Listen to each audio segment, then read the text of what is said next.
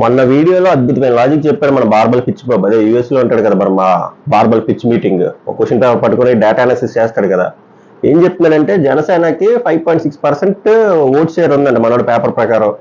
అలాగే ఇంకోటి ఏం చెప్పాడు, రీసెంట్ గా అయిన జడ్పీటీసీ ఎలక్షన్స్ లో సీట్ షేర్ 6% ఉంది, నాకేం ఇంప్రూవ్మెంట్ కనబడలేదు, ఏం లేదు సార్ ఎదుగుదల పవన్ కళ్యాణ్ అని చెప్పి మాట్లాడుతాడు అనమాట. ఫస్ట్ నువ్వు ఓట్ షేర్ కి సీట్ షేర్ కి డిఫరెన్స్ తెలుసుకో. ఓట్ షేర్ అనేది వేరు, సీట్ షేర్ అనేది వేరు. నీకు డిఫరెన్స్ తెలియకపోతే గూగుల్ అయినా చేసుకో, అర్థమవుతుంది.